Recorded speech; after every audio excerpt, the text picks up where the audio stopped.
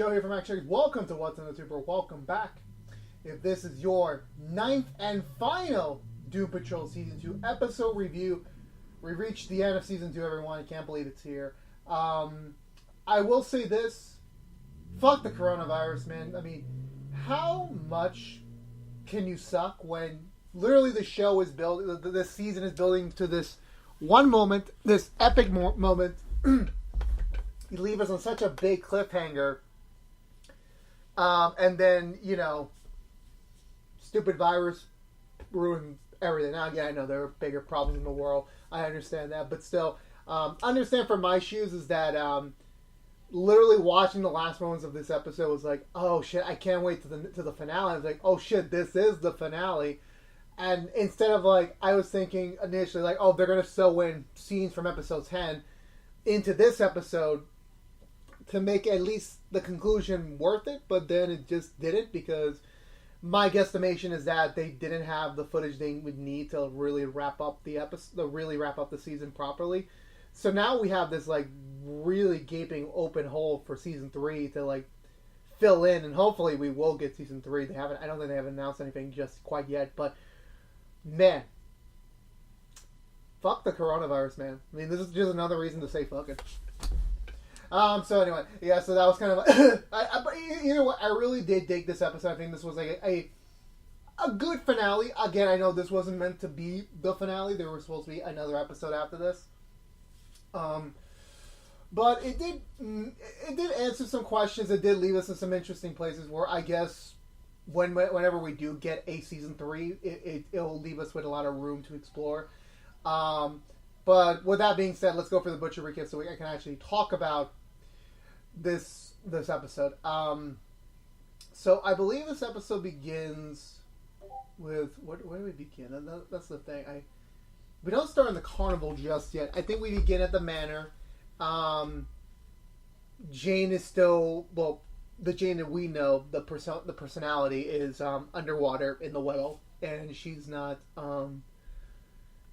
She's obviously trying to consider, like, should she keep fighting? Should she die? Like, what's going on here? Like, she's contemplating things, and then we get a flashback of, presumably, of Jane, because I have a feeling this, like, even watching the scene originally, I had a feeling this is not the Jane we know. This is a different personality in control, and it was. So we see Jane, in 1969.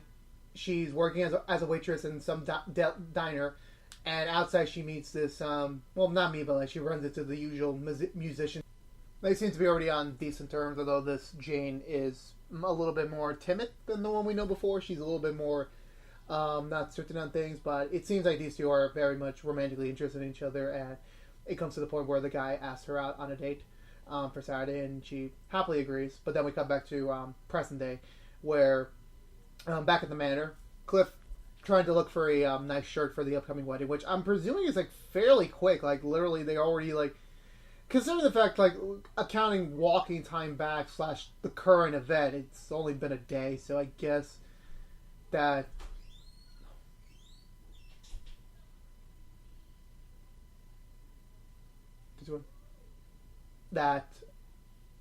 I don't know how weddings work. I really don't think it was wise for. I mean, yeah, I know it's like reconnecting. I get that, but like so close to the wedding is like, damn, you're not giving him enough time to like even go for anything.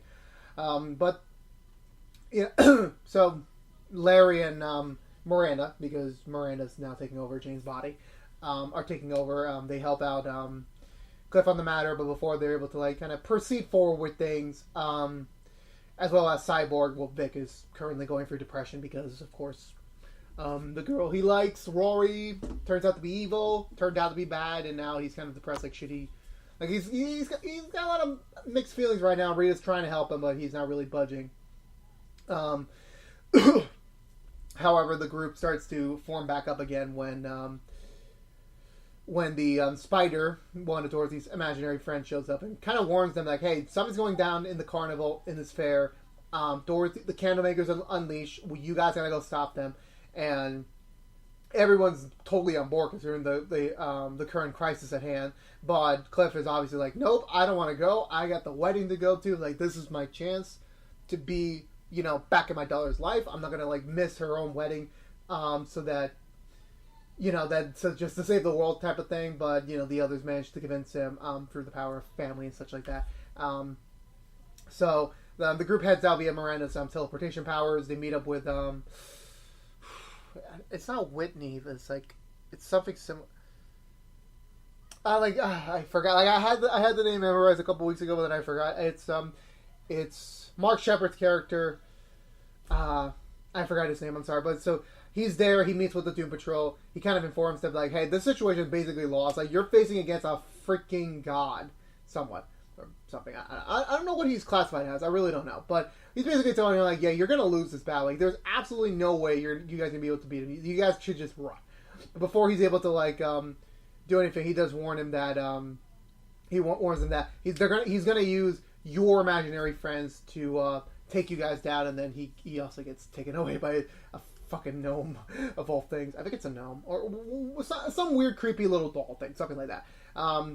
So considering the calamity of the situation, the group decides to split up to cover more ground to find Dorothy and see what's going on, see what they can do. So all 5 of them split up, but before Miranda's able to go any further, she collapsed on herself. Apparently she's been resummoned back into the underground, where all the personalities are questioning her, like, hey, where's Jane? Like, she's supposed to be in charge here. Like, where is she? And obviously she's giving some vague answers and trying to not answer the question, but just very much trying to dodge the question, so to speak. And then I think this is where we get another flashback to pre-Jane, Jane, back in 1971, where she and the guy are dating happily, supposedly, and they're moving in together. And this Jane is a little bit uncertain this is going to last, because she has a lot of obviously with her multiple personalities and also just her overall style and quirk. She's not certain if this is going to last, but the guy's like, no, sure, don't worry, it's fine. We're all going to be good. And she also they're having a housewarming party by the end of the weekend, so they're it's moving in jitters. They're happy that they're finally getting to begin to share their life together, beginning to be able to have this common space to live between them. So they're obviously happy in the moment, but we'll come back to them in a moment. So then I think where do we go from here? So we're back at the fair, and slowly, one by one, every one of the members is imaginary friends start showing up and start harassing them. Rita's was apparently a mock-up of what her future self was going to look like with her mother's eyes.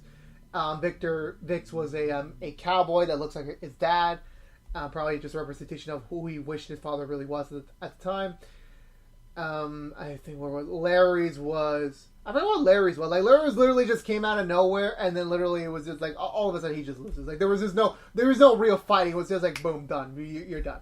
And Cliff, for some reason, and I kid you not, it's Jesus Christ.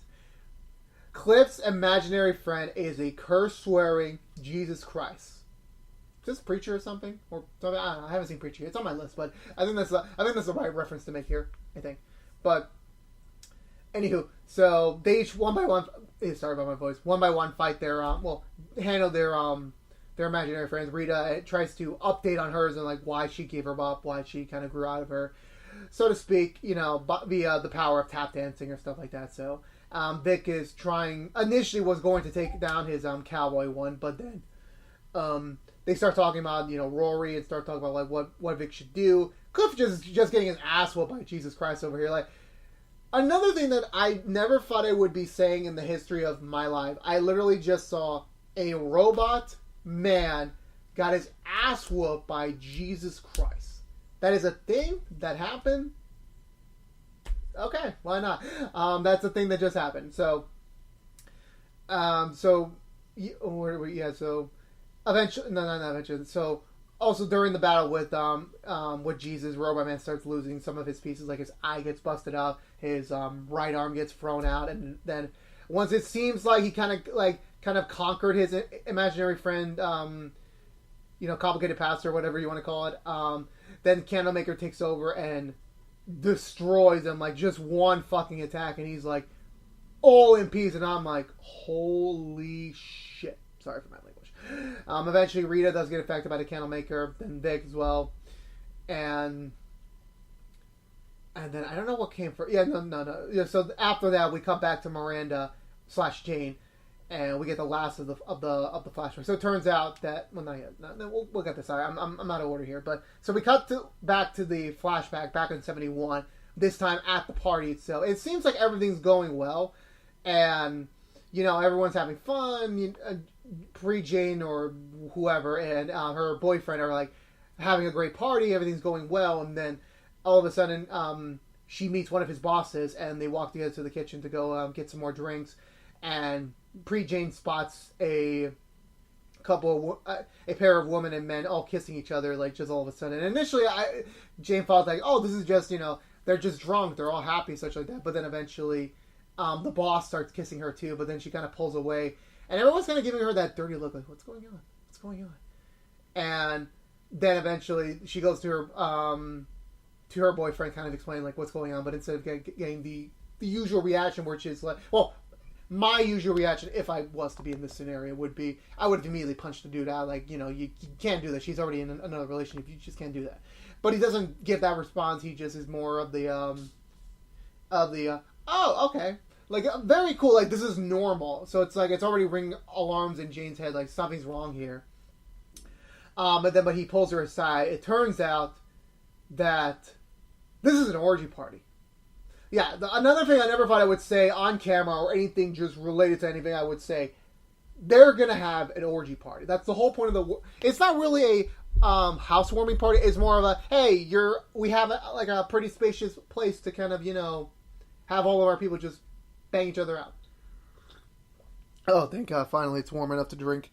And then Jane's kind of contemplating, was like, what should she do? Like, should she go through with the orgy? Should she just, back out and risk ruining everything? But then eventually she starts deciding that no, this is a good thing. Like, we have a great thing with him. If we ruin this because of this one instant, it could ruin anything. It could ruin our security and such like that. So she said, let's go for the orgy. And then I initially thought, okay, you know what? Doom Patrol has done some crazy things before. Are we going to get an orgy scene? I highly doubt it. They're probably just going to assimilate, we're just going to cut to after the orgy scene where everyone's just leaving, and then we just get that, raw reaction. That's what I initially thought we were going to get. And then, nope, we were just immediately thrown into the orgy scene. Like, we just see everyone just, I'm sorry for my language here, banging each other, sucking each other off, licking each other. I'm very sorry. I can't believe I'm saying this. And then we cut to the bedroom where Jane's boyfriend is having sex with another woman, and Jane is having sex with another man, i.e. the boss. And initially she's given by her facial reactions, she's not comfortable with this, she's not down with this. She looks to her boyfriend, but he's very much already enjoying what he's going through, so it's not really something he's really concerned about. And then eventually some PTSD starts kicking in Jane, where she starts imagining her father in the other guy's position, which is like, oh Jesus, this is worse than I thought. I really feel sorry for Jane. And then eventually Miranda kind of overloads or something, and then eventually she starts, something goes wrong with the personalities are just fluctuating, so she's kind of enjoying the sex, then she backs out of the sex, and then she kind of collapses in the middle of the party. And then we kind of go back to the older underground where Miranda, well, it turns out Miranda was in control.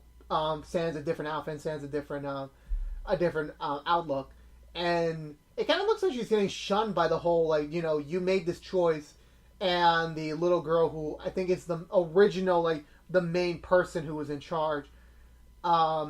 She starts also rejecting Miranda, she's a failure or something like that she did not lead correctly, and then while Miranda / Jane is kind of slowly reawakening, Miranda in the underground goes towards the well and jumps in it. So presumably that was the end of her, and then another personality took over, which turns out to be Jane herself. So Jane's the one who becomes the primary personality. She takes over, and initially it felt like that, oh, everything's gonna go back to normal. Let's resume fucking everyone. And no, she just gives a berated speech about love, about sex, about how this orgy's basically I'm sorry again to say this, but again, this show makes me say weird things all the time. This party's all about rich white guys with small dicks banging women who basically are just willing to split their legs open just for attention. Like, again, not my words. This is coming from the show's mouth. Don't blame me. But after that, the boyfriend starts getting mad at her. Like, hey, you're not supposed to say that. Why are you going to say that? You're going to ruin everything. Jane just punches him out and basically says, like, screw y'all. And then, and then she makes the proclamation, like, I'm not Miranda anymore. My name is Jane. Indicating that this was the turn when Miranda, the original primary, or probably the primary at that time period, switches over to Jane. And then that's kind of where we wrap up that story. But then when we come back to the present day underground, Jane discovers that, no, Miranda's dead. The original Miranda we knew for the flashback, she died in the well. So now the question is, who's this other Miranda that's been, like, bossing around everyone else, proclaiming her resurrection? And then we cut to the train station where I presumably assume this is kind of like the cycle of, like, okay, how do we choose, like, who's in charge of the week or something like that. The little girl and shows up, sees that Jane's her way is closed, and then Miranda shows up, and basically the little girl realizes that, you're not Jane, you're not Miranda, not Jane, you're not Miranda, you're not the Miranda we know. What happened to her? And she doesn't really give an answer. And then we cut back to the carnival where we finally got to Niles, who is, like, sans his wheelchair, struggling for his life. He has a little bit of the serum to calm Dorothy down that we got introduced to back in the first episode of the season. And he's trying to call Dorothy to her, and he manages to do so, but in the process, she kind of sees everything the Candlemaker's caused, and of course she's blaming herself. If she had better control over him, this may not have happened. And, of course, obviously, all Niles needs to do is put the serum inside of her so that, she could be stopped. But then, however, what was I going to say? The mother. Now, the woman that Niles was with back in the Yukon, like, at the start of the 20th century, she shows up, basically to say to Dorothy, like, it's time for you to embrace your destiny. It's time for you to put on these boots and start to use your power and take out the Candlemaker. Niles, however, is like, no, she's not ready. She's going to die. There's absolutely no way this is going to happen. Dorothy's kind of in between and says, no, I'm going to do this. She puts on the boots. She manages to, like, summon her powers, summon Candlemaker. What was I going to say? Yeah. She summons her own weapon. She goes forth to go fight the Candlemaker. Presumably they both disappear to another realm or another world. Niles is left behind. And he starts crying his eyes out since, not only is Dorothy probably going to die, let's be honest here, like, Dorothy, a person who probably has not had her powers trained at all, is going to go fight a freaking god. Yeah, even saying that is like, I can't believe that's actually happening, but guess what? It actually is happening, but now we have to deal with it. And then the season ends with basically Niles is crying over pretty much everything. Like, his team is gone. Everyone's, waxed over. His daughter's gone. What's going to happen next? I don't freaking know. I want to know what happens next, but no, that's the end of the season. That's the end of season 2. So, for me, again, I did enjoy this episode. It was really nice to see more of Jane's backstory, figure out the lineage between the real Miranda and who the hell this other Miranda is. It was nice to get some, Cliff getting his ass whooped by Jesus. That was funny. Vic and Rita, again, this wasn't meant to be the finale, but yeah, so Vic and Rita's roles in this one was kind of like comedic relief / we're progressing a little bit with their trauma. Larry was just there. I'm sorry. Larry just did not have any sort of, like, real purpose besides... I'm sorry. I know that's a little rude to say, but it's true. Again, it's not the show's fault. There was a freaking pandemic to kind of, like, screw their plans over. Yeah, but I think the highlight of this episode was the Miranda Jane storyline, just seeing how that all happened, how that turned out initially back in the mid-20th century. It was really good to finally see what really happened in the Underground's history for the change over to happen. I like the fact that Dorothy is going to basically, like, face a freaking god next time whenever the show comes back. And it's just going to be interesting. I just can't wait to see what season 3 has to bring if we do get one. And I swear to God, they better not cancel this or else I'm going to be pissed off again. So yeah, in my opinion... Sorry, I needed that. I give the season 2 finale of Doom Patrol 2 thumbs up. I think it did a great job, regardless of being kind of like a Shermo last-minute season finale for the show. I still think it did a pretty decent job, leaving us with some questions answered, but more questions to be figured out when we come back next season, hopefully. So yeah, that's going to do it for me. And that is the end of our Doom Patrol Season 2 episode reviews. I can't believe it's over. It was just the end of June, just a moment ago. Now we're already beginning the middle of August. It's crazy how time works. So yeah, I think that's it. So if you were unaware, this was What's in the Tube from ActionX. If you want to know what we're doing overall, What's in the Tube, besides our now finished Doom Patrol Season 2 episode reviews, we do DC Stargirl episode reviews each and every Friday after a brand new episode on Mondays on DC Universe, the streaming service, and on Tuesday nights on the CW. But you can catch it all for free on Wednesday on CW.com and the CW app. We also do Perry Mason episode reviews each and every Monday after a brand new episode on Sunday on HBO. However, you only care about Doom Patrol Season 2, well, even though the season's over, we're not going to get any new content anymore, but you're in luck. We're not done just quite yet with Doom Patrol on the What's in the Tube spear.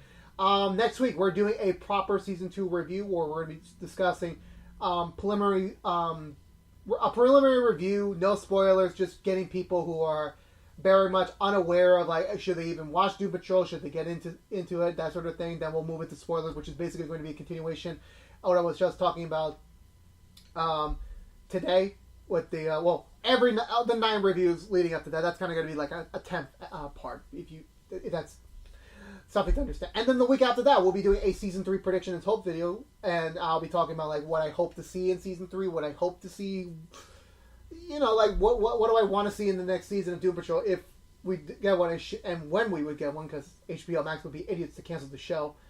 And, yeah. And then after that, that'll be it. That'll be the end of our Doom Patrol content for the year. So again, if you're unaware, this was What's in the Tube from ActionX. If you want to see more What's in the Tube, specifically our Doom Patrol Season 2 content, please subscribe to ActionX on YouTube.com. Ring the bell for notification that when the next video is live. Like, favorite, share if you want to, but it does help us out in the long run. As well as follow us on social media to be up to date on videos and such. And I'll see you, Fan Patrol, next week for the Season 2 review.